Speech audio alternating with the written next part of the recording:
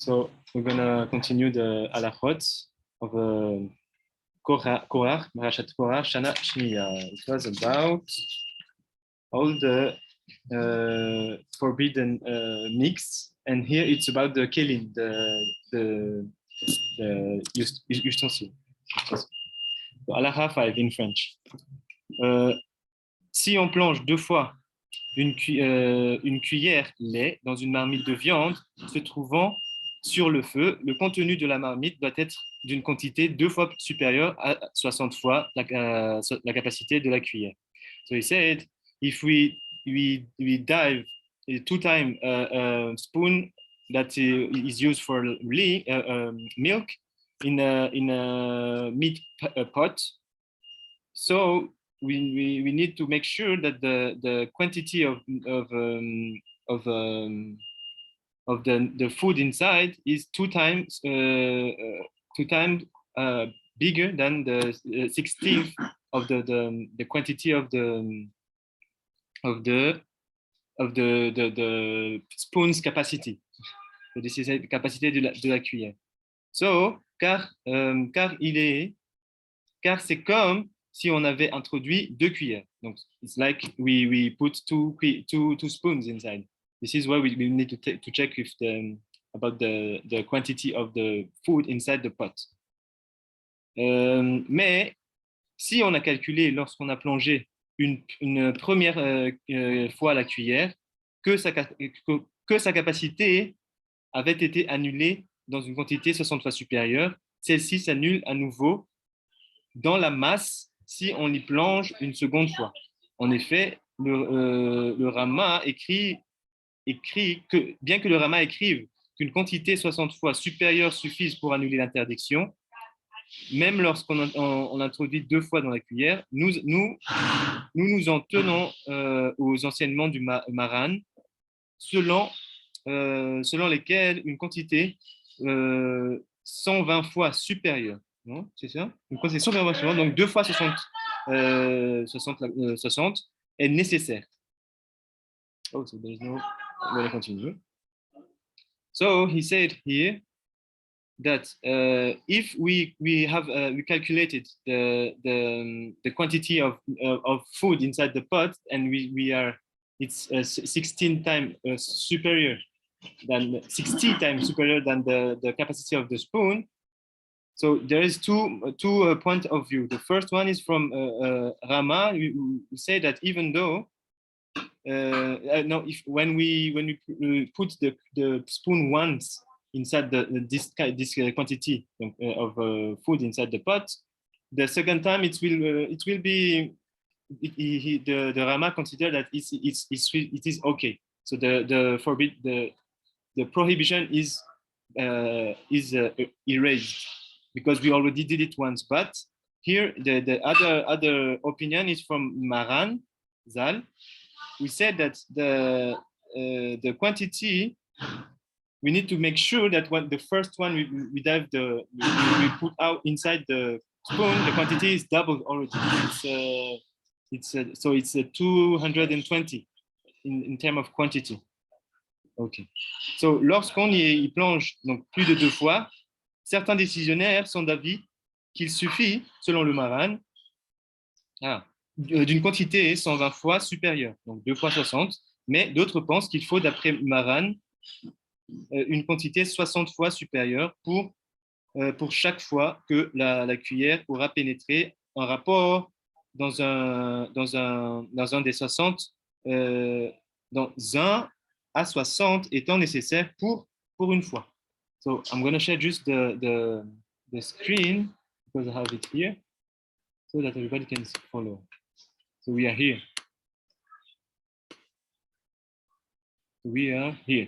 So, and then Ben Yishai continue with the point of view of Maran. He said that for some people, the one who wants to use a spoon that have been used more than 24 hours, so not Ben Yoma, from milk to use it for a pot with food with meat, we need to check the double quantity, more than 102 of the quantity of the food inside the pot.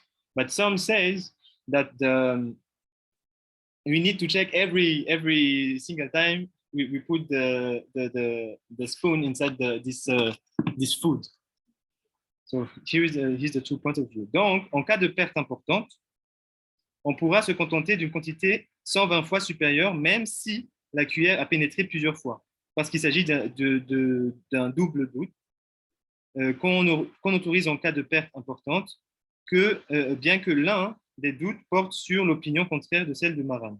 So here you said that if you have a case of a big loss of money, so we only need to check about the 120 of the quantity compared to the spoon's capacity. Because he said that there's a double doubt, and in a case where you have a big loss of money, the fact that there's some doubt, it allows you, the halacha will be less strict. It allows you to not to lose all your money. So that is the case. Then here, si la personne venue consulter l'autorité rabbinique ne précise pas combien de fois la cuillère a été pénétrée, certains décisionnaires sont d'avis qu'il faut le lui demander, mais d'autres pensent que ce n'est pas nécessaire. If people who consult a rabbi didn't precise how many times he put the spoon inside the pot, some opinions say that he have to ask the rabbi have to ask how many times, but some says that it's not necessary. Nous-mêmes n'avons pas l'habitude de le demander. Donc here, ça c'est le Ben Yishai à Bagdad qui parle, puisque Rama et son école pensent qu'une quantité 60 fois supérieure suffit, même lorsque la cuillère a été pénétrée plusieurs fois. And here Ben Yishai said and add that here we have in Baghdad they have the habit to not just to check if the quantity of the food inside the pot is 60 times superior of the capacity of the spoon. So there it's not necessary to ask precisely to the person how many times he put the spoon inside. Okay, so halakha 6. Certains décisionnaires sont d'avis que lorsque l'on plonge une cuillère lait dans une marmite de viande, on n'évalue que le volume de la partie de la cuillère qui a pénétré dans le mets, et non la cuillère tout entière. So here you say that some opinions say that when we use a milk spoon to take something in a pot with meat food, we don't have to. We only have to evaluate the quantity, the volume of the spoon that have been put inside, Davin, but not all the volume of the spoon. Bien que le reste de la cuillère se soit trouvé en contact avec les vapeurs à l'intérieur de la marmite. Even though the spoon have been in touch, in a contact with the vapor that come out of the pot. Mais d'autres pensent qu'il faut tenir compte du volume de la cuillère qui a pénétré dans la marmite, y compris la partie qui n'a pas été touchée. So one opinion say that you need to, even though all the spoon haven't been dive inside the food, we need to consider all the volume of the spoon. C'est la première opinion qu'il faut retenir en pratique. Et tel est notre usage ici à Bagdad. So here, the Ben Yishai is decided, it's a posek halakha. He said we need in Baghdad they use the first opinion. Je pense qu'il y a toujours besoin de l'information. Oui. Pour la prochaine fois. Parce qu'en fait là, il a du coup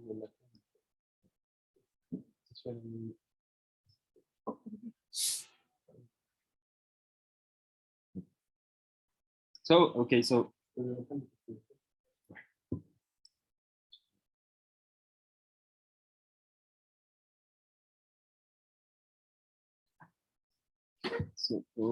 Ok. So, cependant, lorsqu'il s'agit d'une cuillère de métal et d'un risque de perte peu important, on évalue le volume de la cuillère tout entière car le métal transmet la chaleur et si une extrémité de la cuillère se réchauffe, elle chauffe tout entière. So here it's a specific case. It says, but if it's the cuillère have been made is made of out of metal. It's how you say metal? Metal. Metal. Yeah. The material. How you say the acid? No. Steel. Iron. Yeah. Yeah, it's made of iron. Yeah, iron or uh, or the yeah. Et d'un risque de perte peu important. Or something that the risk of losing money is not that important. So here we need to take in consideration all the volume of the spoon, not just the part that have been diving inside the food. On ne tient cependant pas compte de cette particularité du métal.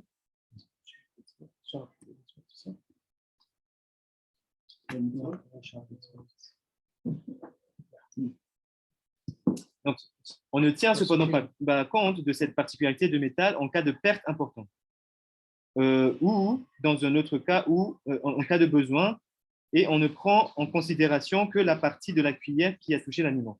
And if we have a big loss of money, and because the spoon, let's say that it's made of out of expensive, let's say no expensive material, and also we cooked a big quantity of food.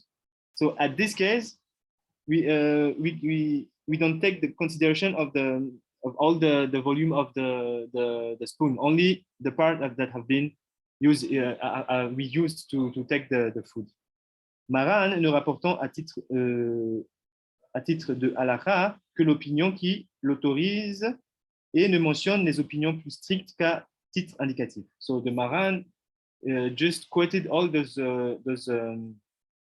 only the less strict halakha, but all the halakhot that we just quoted that have with a very strict position, it's just as it's an opinion. Okay. So I didn't change the page. We are here now. So here, halakha 7. We are moving. Okay. So, halakha 7, halakha 7. On peut croire une personne qui affirme qu'elle sait jusqu'où la cuillère a pénétré. Et la règle disant qu'on ne fait pas attention à une chose dont on ne se sent pas responsable ne s'applique pas ici. Hey. So here the halakha say that we can believe a person that is saying that this amount of this part of the spoon have been diving inside the food. And here he said also that we don't take consideration of the other halakha saying that someone who is not really feel responsible of something, we cannot trust him because when we're doing it. So here it's not applicable because on this case we can trust a person who say this, who say what he's saying. Une femme est fiable également. And also he said here, a woman, you can trust a woman when she says this part of the spoon only she used to take in order to calculate the quantity of all the quantity. Tel est notre usage ici à Bagdad. Je parle longuement de ce problème dans une responsa de Rav Pealim.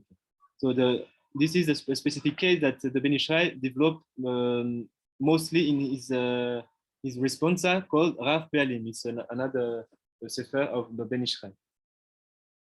Halakha 8. Halakha 8. lorsqu'une cuillère lait a pénétré dans une marmite de viande sur le feu, dans le contenu déclaré 60 fois supérieur par l'autorité, l'autorité rabbinique, okay, reste autorisée ainsi que la marmite elle-même. La cuillère est néanmoins défendue et on ne peut l'utiliser ni pour la viande ni pour le lait parce qu'elle a absorbé un mélange interdit, lait puis la viande. Et il est également interdit de s'en servir pour des aliments neutres, riz ou autres. Il faudra la cachériser par l'eau bouillante, la hagala. Okay. So here the halacha 8, it says like this.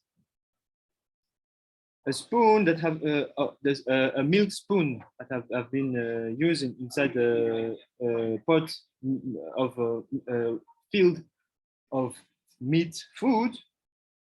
When we check that the quantity is of the food is 60 times superior of the volume of the capacity of the spoon, it's said here, and it has been checked by a rabbinical authority. The spoon is still usable, and also the pot. But he said that after we use the spoon like this, the spoon will be forbidden to be used for meat or for milk, and also for all the parve food. What it means is like it's not meat, it's not milk. So it's like rice, etc., etc. And so in order for us to be able to use the spoon again, we need to do the agala, to kasherize this. So it's putting on a boiled water. Halacha 9. Passé 24 heures, le goût de tout aliment, lait ou viande, absorbé par une marmite, se détériore et l'aliment cesse d'être interdit par la Torah. So, after 24 hours, all the taste of nutriment food, rather it be a milk or meat that have been absorbed by the pot will be destroyed. Destroyed. So the food inside ceased to be forbidden by the Torah. But nos sages cependant l'interdisent a priori, et ce n'est permis qu'à posteriori.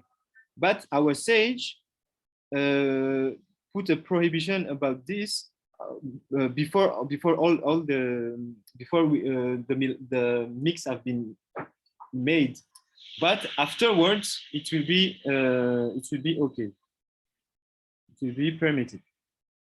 Donc, une marmite dans laquelle on fait cuire du lait plus de 24 heures, après avoir fait cuire de la viande communique au lait le goût détérioré de la viande. Son contenu, après coup, est autorisé car, comme le lait y est déjà cuit, il s'agit d'un cas de posteriori. So here he insists about this halacha. So he says, so a pot that that is only used for milk, but after 24 hours, the people one uses this pot to cook meat food. In that case, the taste of milk that have been absorbed by the pot have been destroyed. So the food will be good. It will be permitted to eat the food, but because this case, he said that it is afterwards case. I don't know if the posteriori. It's afterwards. La marmite elle-même est toutefois interdite et on ne peut s'en servir a priori ni pour du lait ni pour de la viande. Il faut d'abord la cachériser. Pour pouvoir y faire cuire ce qu'on veut. So here we say that the food is permitted, but the marmite itself will be no more kosher because we need to do the agala, which is the process described on the Torah, in order to be usable again. La règle sera la même si on pose sur une marmite de viande un couvercle lait n'ayant pas servi au cours des 24 heures précédentes. So couvercle, I need you to check this. I say it in English.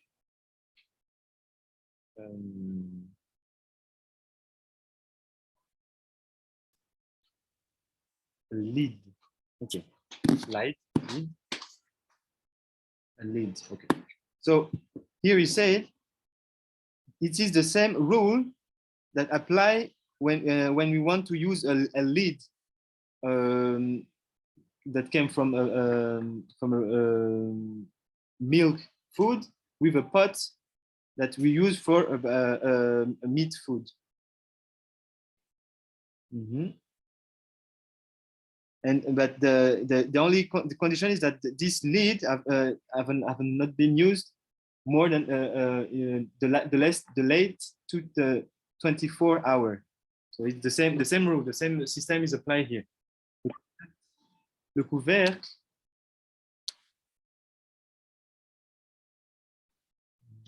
We are here. Bienvenue à Rabbanit Anava. Shalom. Donc, on est ici toujours, on continue un peu la la paracha de la semaine dernière, le Korah, et après, à moitié, on va commencer l'introduction de la paracha de la semaine dans le Shana Shemiya, donc l'année 2 de Ben Ishraï. Donc ici, il dit, le couvercle est interdit et on ne peut s'en servir ni pour le lait, ni pour la viande. Donc on est ici. Je vais juste zoomer un peu. Ici.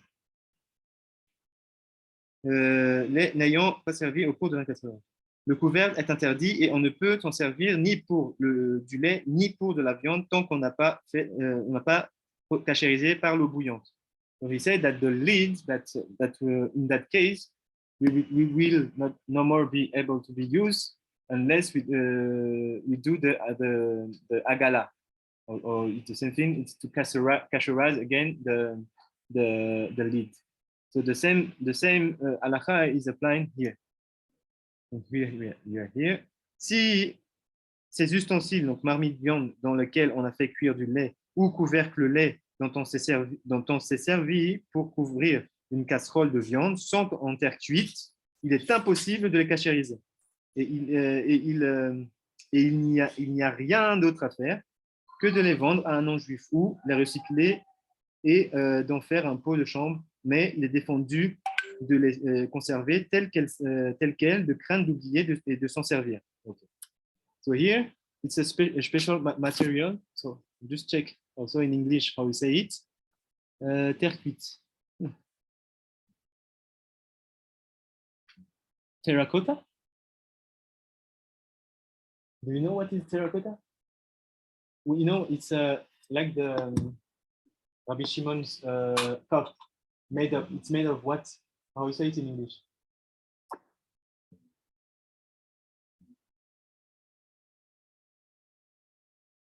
Oh, earthenware.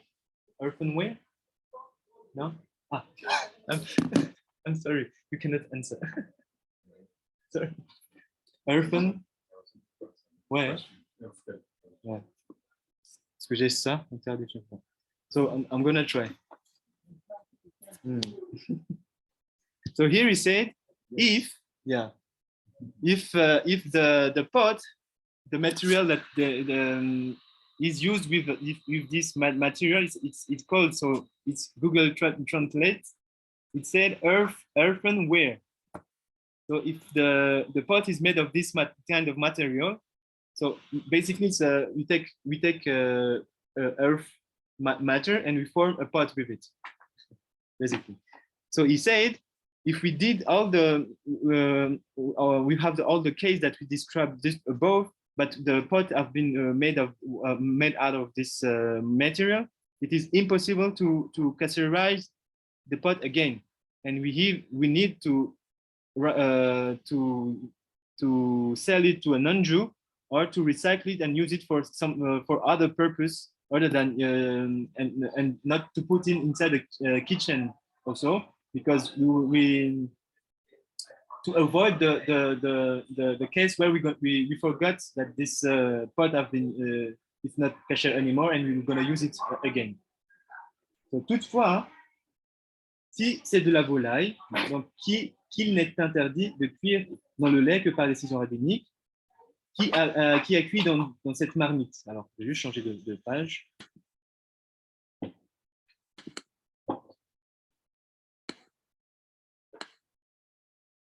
Oups.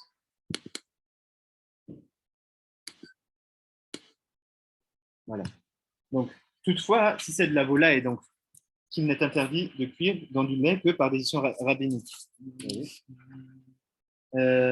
Qui a cuit dans cette marmite et que vendre celle-ci à un non-juif représente une grosse perte. On peut se montrer moins strict s'il s'agit d'un ustensile de valeur, de porcelaine par exemple. Donc, voir le Rav. So here he said, but if we cook, we're going to say just how is it in English? A poultry food, and we mixed it with, we use it on a pot that have been used for milk. And so here he said, Ben Yishai, that because the prohibition is only from the rabbinical decision, we can sell the pot to a non-Jewish if you have the case of where the pot is we have a big amount of money. So in order for us to avoid to lose money, the halakha here is less strict, and so we can sell it to a non-Jew. Yeah. So he quoted an example, porcelain. I don't know if it's the same thing in English. So just check porcelain, yeah. So it's the case of a porcelain, let's say, cost. So just ustensil. Oh, you can say it in English. Okay. Okay. Il faudra cependant ébouillanter 3 fois cet ustensile, comme on le fait pour un ustensile de terre cuite dans lequel un non-juif a fait cuire un aliment bishul goy. Okay. So he said, but the only condition in that case, if we have the case, is to put this utensil inside the water, so do the hagala, but we dive it 3 times. Like it's the same case like when a non-Jews use a pot to cook something. It's called bishul goy, the cooking of a non-Jew. And also the next halachot that you're going to study in Parashat Chukat, it's about the bishul goy also. So just to hint with it. Il sera de même si on a mis un plat de viande, donc même s'il s'agit de vraie viande et non de volaille, dans une vaisselle de porcelaine lait qui ne représente que le keli, récipient dans lequel on a transvasé le contenu de la marmite. So it is also the same case if we put meat, if it's a real meat or a poultry, inside the porcelain that have been reserved for milk, like let's say dairy. Yeah. Okay. Dans le cas où vendre cette vaisselle à un non-juif représente une grosse perte, in case where selling this utensil to a non-Jew represent a big loss. So I'm asking, maybe it's also loss in terms of money, but maybe it also can be used a loss in terms of emotional connection. Maybe we received this utensil from our grandparent. I don't know if it's the same, but because he doesn't precise. Here he said just a loss. Maybe. On peut la cachériser en lui faisant 3 fois la gargala. So we can kasherize this utensil 3 times by diving it 3 times inside a boiled water. Cette mesure n'est toutefois nécessaire que si l'aliment, lorsqu'on l'a versé dans le keli sheni. Oh, and so he said that before I translate, he said that because we use the porcelain utensil as a keli sheni, which means that we pour the food inside the second utensil. So this is a second statue that we normally we know when we learn all the halachot during Shabbat. So ici, donc je disais, cette mesure n'est toutefois nécessaire que si l'aliment, lorsqu'on l'a versé dans le keli sheni, avait encore une température de yad sur les deadbo. S'il n'avait pas cette température, il est inutile de cachériser cet ustensile. So he said here, so this halakha, this point, it's only necessary to apply it, so to dive the utensil 3 times, only if the food that we pour inside it have the temperatures yad soledet bo. It means that in the halakha of Shabbat again, yad soledet bo, it's the temperature that the sages define for a food to be cooked, to start to be cooked. So if the food is lower than this temperature, it's not necessary to go and to kasherize the utensil. Okay, so maybe we're gonna do one more halakha and then we switch to the introduction. Les attachés. Si vous avez des questions, n'hésitez pas. Mais, ouais. Halakha 10. Le couvercle d'un récipient est soumis aux mêmes règles que le récipient lui-même. So here we say, the halakha 10 said that the lid of a pot is under the same rule as the pot itself. Et bien que certains décisionnaires soient plus stricts vis-à-vis d'un couvercle et soit d'avis qu'il faut le considérer comme un ben yomo, ayant servi au cours de 24 heures précédentes, même si ce n'est pas le cas, nous, séfarades, ne tenons pas compte de cette opinion plus stricte. So here we have a strict opinion about the status of the lid of a pot, who says that they consider the lid of the pot they consider that the lid of the pot have a statue of ben yomo, which means that we used it during the last 24. No, we are in the period of the 24 hour of using it. But he said here that the Ben Yishai said, quoted the Sephora de Minag, which said that we don't apply the halakha like this strict halakha. Mais si ce couvercle est étroit dans sa partie supérieure et comporte une cavité qu'il est impossible de nettoyer convenablement, il faudra que le contenu de la marmite soit 63 supérieur à la capacité de cette cavité, et même si le couvercle n'a pas été utilisé au cours des 24 heures précédentes. But here he said, and it's a specific case, if the lid is really tight in its upper part, and in this upper part we have some cavity, some hole,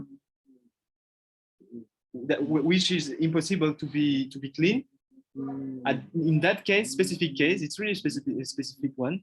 We needed to make sure that the quantity of the food inside the pot is 60 times superior of the quantity of this cavity, the volume of the capacity of the cavity. And in this, and even though this lid haven't been used during the 24 hours before. On se montre cependant moins strict et on l'autorise en cas de perte importante et en cas de besoin il y a en cas de besoin. Okay. But here he said, Ben Ishraï said that but we will be less strict about this halakha if the case involves a big loss of a big loss. So here also again, it doesn't precise it's about loss in terms of money and also in terms of emotional connection maybe, but he just say a big loss and or in a needed case. Ok. So, on va s'arrêter là pour le.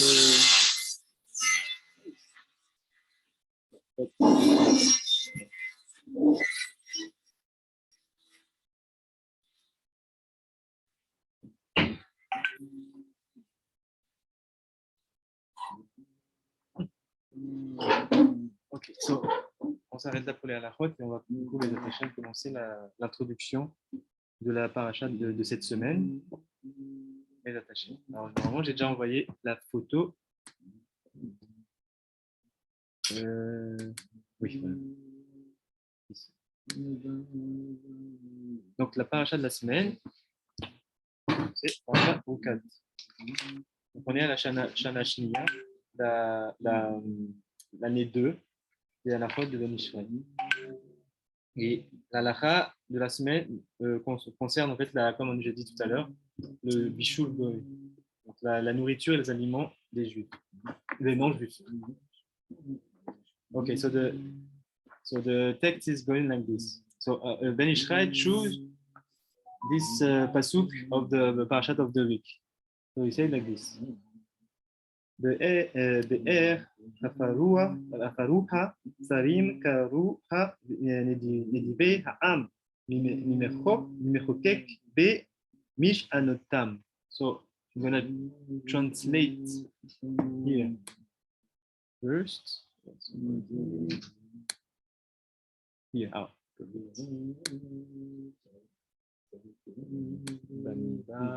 So it's Bamidbar, Parashat chapter 21, Pasuk Yud Chet. Okay. Okay, so here it is. Donc in English, he said like this: the well which the prince digged, which the noble of the people delved, with the spectre and with their staves, and from the wilderness of Matana. So, et en français, ça donne comme ça. En français. Donc en fait, c'est un passage où c'est un chant. Juste vérifier. Ça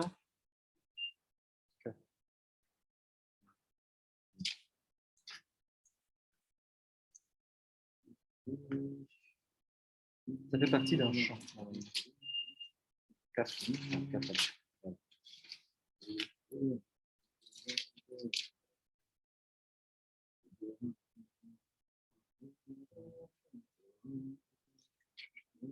Voilà. Alors c'est décrit juste dans la passage au-dessus qu'en fait il s'agit d'un chant, un chant qui est écrit dans le livre des guerres. Alors, cet livre des guerres, justement, je pose la question, qu'est-ce que c'était que ce livre de guerre? Mais on va plutôt se focaliser. En fait, le passouk est vraiment spécial, qui est tiré du texte de ce chant-là. Donc, le chant, il commence comme ça. Enfin, il commence ici, c'est la paracha le passouk d'avant. C'est alors qu'Israël chanta ce cantique. Jaillit aux sources, acclame-la. Donc, ce puits, des princes l'ont creusé, les plus grands de peuple l'ont ouvert, et avec le sceptre, avec leurs verges. Et de Midbar, ils allèrent à Matana. Donc ça, c'est le passouk que Ben Ishraï a choisi pour expliquer la lacha de la cuisson, comment dire, la nourriture non juive. Donc, je reviens là.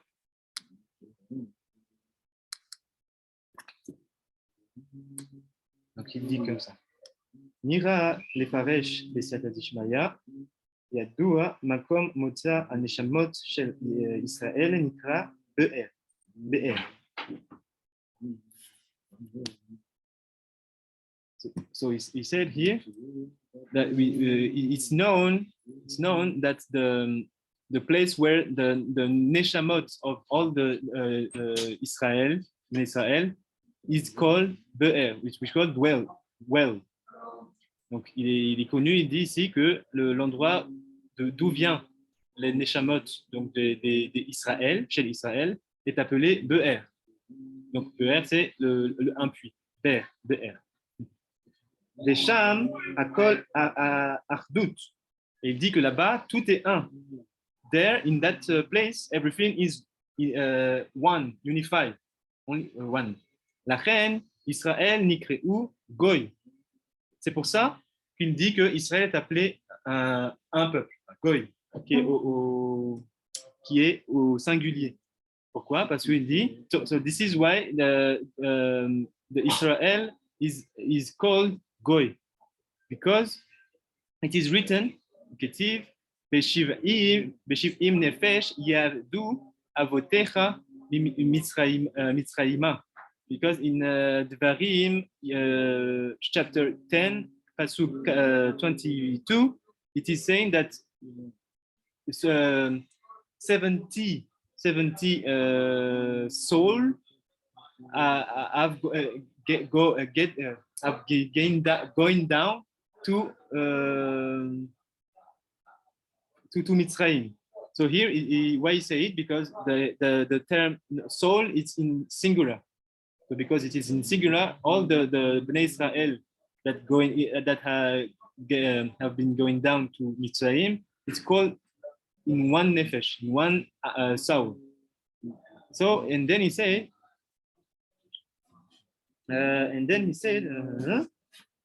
מה שאין כן בעשיו כרעם נפשות לשישה כי אומות עולם נפשם ממקום הפירוד. Donc il dit que ce n'est pas le cas pour Esav, où en fait le terme, donc ici le terme il parle d'âme au pluriel. Donc, c'est dans Bereshit 36, Pasuk 6, verset 6. And it's not the case for Esav here, where in Bereshit 36, verse 6, he says that to Esav, Neshamot in plural, so the souls in plural. And he says that all the Umat Olam, all the nations, 70 nations, the nefashot came from a place of let's say Haperud, which is separated, no unification. So in contrary to Israel, the origin of the neshamot of Israel. Ve'amar be'er chafaruha sarim hem shelosha avot Asher yesh bishmotem shelosh esre otiot keminyan echad.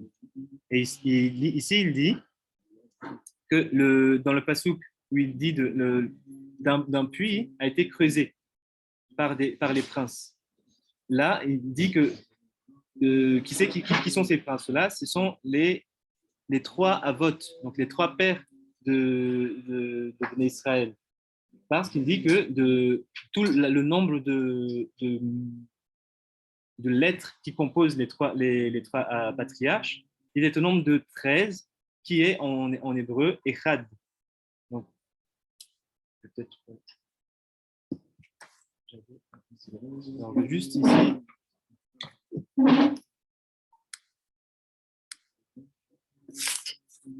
Donc, on peut vérifier ça.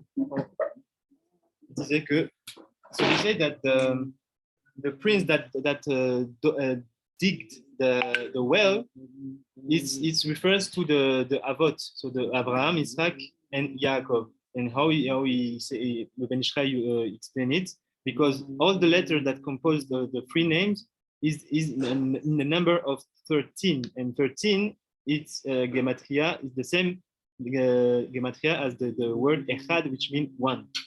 Just to check.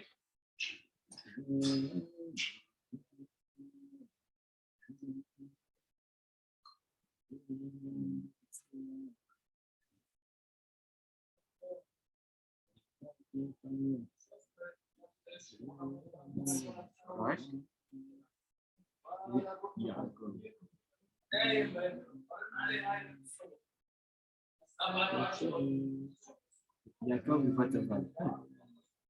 So if we count 1, 2, 3, 4, 5, 6, 7, 1, 2, 3, 4, and 1, 2, 3, 4. And it's doing like this. Oh, immaculate. Okay. So it's a had the same gematria, which is 13, immaculate.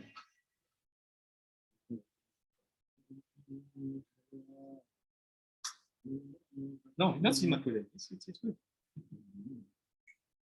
Like this. And he said, and it said after, so why it's like this? And he said, je partage juste de nouveau. Ici. And also, Karuha anivre ha'am. Hem shifte yah, shehem shelosha esre. Asar, sorry. She Shvatim Keminyan Echad Ki Yosef Naasa Shene Shvatim. Et il y a donc après le Ben Ishraï explique la seconde partie du Passouk qui disait quoi? Il disait ici les plus grands du peuple l'ont ouvert. Alors donc il associe ça, hein, le peuple. Il faut juste jongler avec les fenêtres. Voilà. Il dit que ces peuples-là, ça fait référence aux descendants d'Israël qui sont au nombre de 13 aussi, donc 13 encore une fois, Echad. Pourquoi? Parce que Yosef a fait 2 enfants et ces 2 enfants sont comptés comme un tribu, comme tribu. Justement, donc, quand on a Yosef, on ne dit pas Yosef, on dit Ephraim et Ménaché. Donc, le compte total des Shvatim des tribus est de 13 dans ce cadre-là. So here in English, he said that the next part of the pasuk is asking about the ha'am, the people, and he said that this refers to the 13 tribes that compose Israel. Because when how we obtain 13, because we count the 2 sons of Joseph. And they are like one tribe, each of them. Chelek ateva, sorry. Ki ve'amar bimchokek. So Chelek ateva lishtayim bam chokek. Remez leshem mab shehu chokek. Okay. So just to check one thing.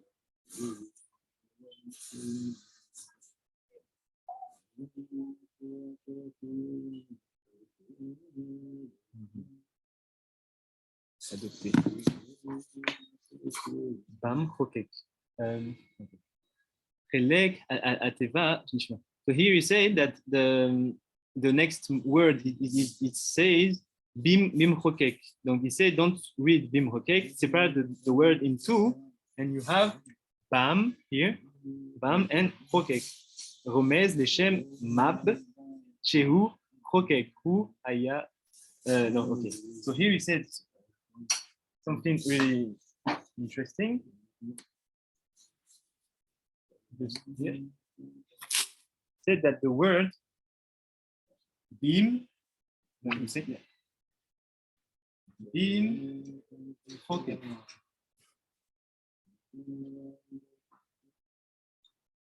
said, don't read bim chokek, separate the word in 2.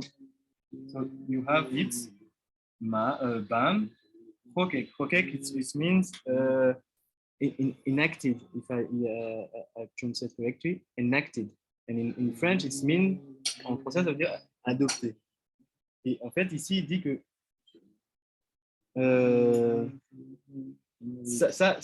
Pourquoi on le coupe en deux? Parce que cette partie-là fait référence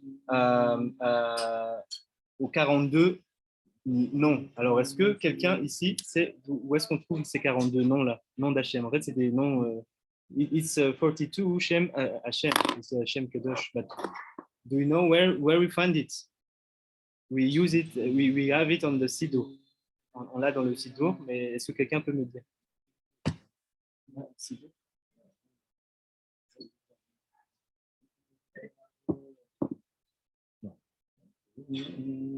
Non, je cherche un Siddur.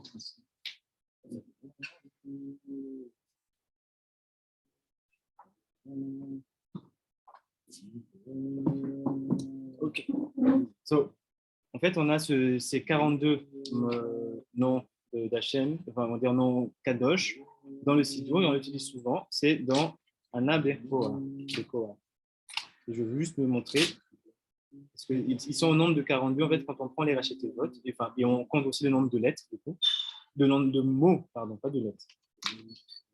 Et, attendez, je vais juste le trouver.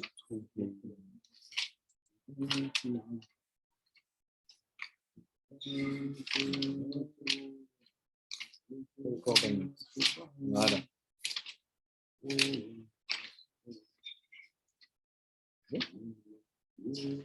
Voilà. Donc, c'est censé, je ne sais pas si vous voyez,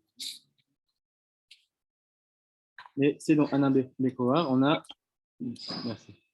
On a les 42 noms, on va dire, Kodesh. Donc, en fait, quand on fait de Anna Korah jusqu'à Shabbatim Kadben ou Shema Tzartim Mediata Lumot, ça fait 42. Et après, on a 5 lettres ou 5 mots qui vont en suivre. Mais ça, et en fait, quand on rajoute du coup 42 plus 5, ça fait 48. Et ça, on a de nouveau le nom Cham, qui est 48. Et ça, c'est toute une suga que on avait déjà étudié. Et aussi, Rabbi Nathan et Rabbi Shimon et Rabbi Pinhas aussi, surtout, nous avaient déjà enseigné ce saut-là. Il y a une connexion entre Anna Korah et Cham. Il y a des cavanotes justement dans le site qu'on est en train de créer sur ça spécifiquement avec les prophètes associés à chaque mot de chaque lettre de Anabécoa pour trouver les 48 prophètes des 22 lettres. Mais ça, c'est les lettres Hachem. Je pense que vous avez déjà. Et aussi, pour ceux qui ne savent pas, ils vont découvrir dans les chaînes de Sakalisha sur YouTube. Ok. Oui, continue. On a presque fini.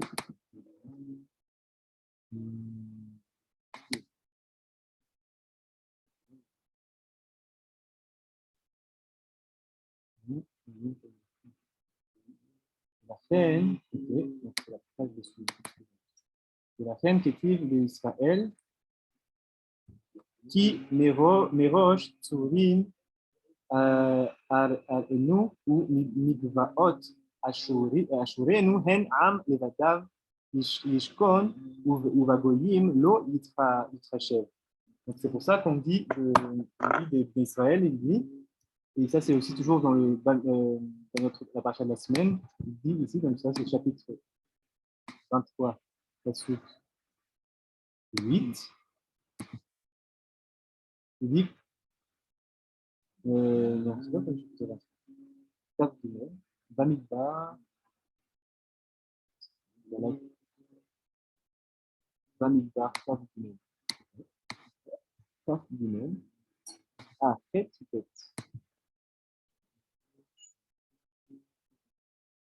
Voilà, c'est tête.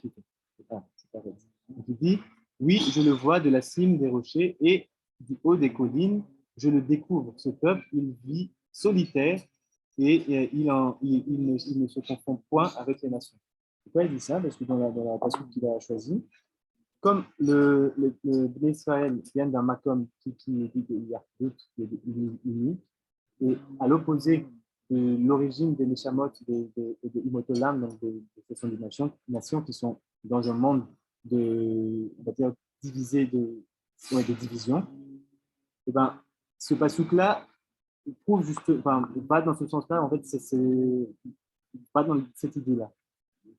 Donc c'est pour ça que le Yishai le cite. Et on a appris aussi, donc, l'après-midi, que c'est quoi ce monde d'unité? Où est-ce qu'on trouve ce monde d'unité? C'est à partir de Hatzilut. C'est là où Hatzilut, dans Hatzilut, tout est un. C'est comme ça qu'on a aussi appris, par exemple, dans l'histoire de Rabbi Akiva et ses trois étudiants, on va dire, qui sont montés dans le Pardes, et que Rabbi Akiva leur a prévenu de dire ne dites pas maïm, maïm, ne dites pas eau et eau. Ne séparez pas les choses en deux parce que dans le monde dans lequel on va aller, tout est un. Et en fait, dans ce monde de un là, de l'unité, c'est le rocher, l'obscurité. On a pris ça dans les sphères catholiques de Rabbi Benakane, dans Torah Takane, où il parle de l'unité, c'est à partir de la Silout, c'est dans le rocher. Et donc tout ce qui est éloigné on va dire, quand on descend en fait en termes de olam, parce que du coup, attendez, je vais vous montrer.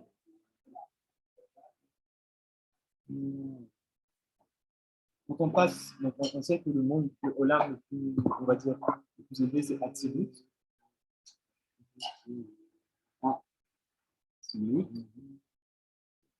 Après, on a Bria.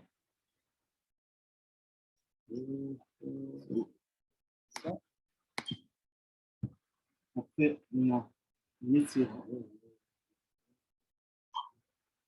et Asiya.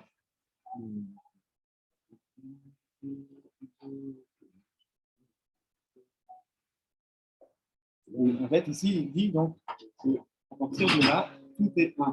Tout est un. Everything is one here in Absolute. But then, when we go, let's say, not down, but to the other olamot, to the other, dans d'autres mondes, les choses deviennent de plus en plus en dualité ou en division. Et jusqu'ici, alors le monde de l'Asia est même en bas, chez nous ici, qui est encore plus bas que le monde de l'Asia. Donc c'est pour ça qu'il dit en fait que le Neshamot d'Israël viennent de l'Atzilut dans un monde qui est un et donc du coup qui est enraciné dans le crochet. On a fait tout le crochet, tout le concept de crochet avec le Tohu aussi. Et on va finir avec la dernière phrase qui est ici.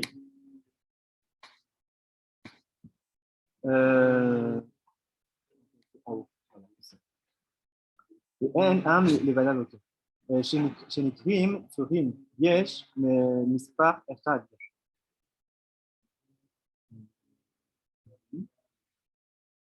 י' ג' באותיות שלהם רמז שהם היה להם כוח לחפור באר הקדוש עליון. Donc il dit que du coup justement on a parlé des Avot, donc Abraham, Isaac et Jacob, c'est eux qui ont la capacité de creuser à cet endroit-là pour pouvoir faire sortir des Neshamot qui viennent d'un monde très élevé. C'est exactement ce qu'on est en train de dire ici, du coup. C'est que les Neshamot, c'est grâce aux patriarches, donc Abraham, Isaac et Jacob, qui ont donc leur lettre, qui ont aussi le nombre de 13, donc qui symbolisent l'unité, Echad.